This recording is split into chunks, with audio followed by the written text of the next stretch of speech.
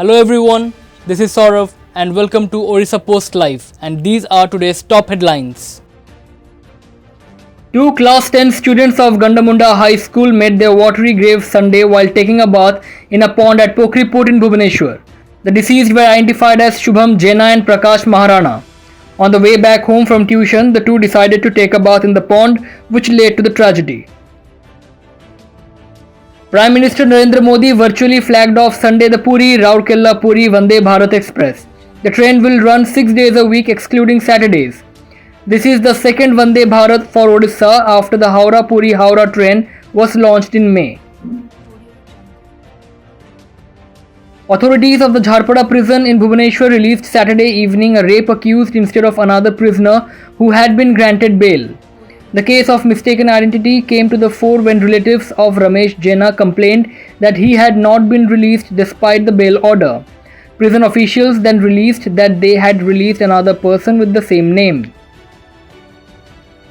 People travelling in the Sambalpur-Jammu Tawai Express had a horrific experience after they were looted at gunpoint while travelling late Saturday night, officials said Sunday. Passengers of the S9 compartment were forced to hand over money, ornaments and other valuables by the robbers while train was travelling between Latehar and Barwadi stations in Jharkhand. Tempers flared Sunday at the Bari Community Health Centre in Jajpur district after a 5-year-old breathed her last after being administered an injection.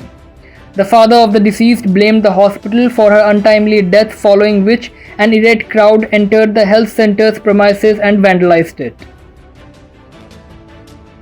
Sundargarh districts reported Sunday 9 more cases of scrub typhus, taking the total number of infected patients to 230.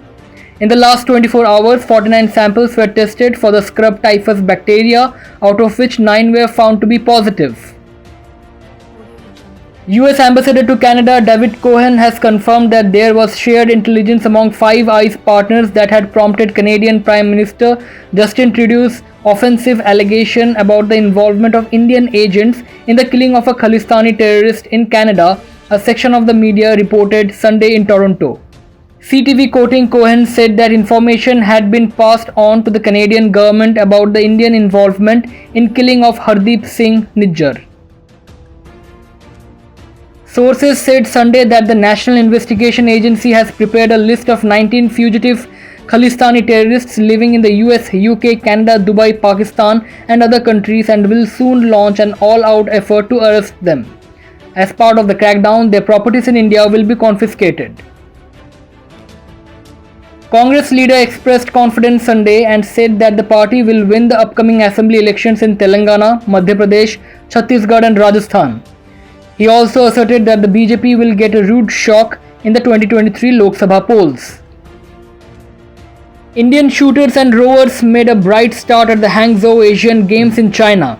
The shooting trio of Mehuli Ghosh, Ramita Jindal and Ashi Choksey bagged Sunday the women's team silver in the 10-meter air rifle event. It was followed by Ramita winning an individual bronze in the same event. On the other hand, Indian rowers won 2 silver medals and a bronze in the double sculls and the men's coxed 8 events. The Indian women's cricket team also assured themselves of a medal by entering the final. However, the women's football team were knocked out after losing to Thailand 0-1. Shreyas Iyer scored 105 on his return to the Indian team, while Shubman Gill continued his sublime form with another polished knock-off 104 as India posted a commanding 399 for the loss of 5 wickets in the second ODI against Australia being played at Indore. India have rested Jasprit Bumrah for the game and has replaced him with Prasidh Krishna. That's all for today's top headlines. Stay tuned to Orissa Post Live.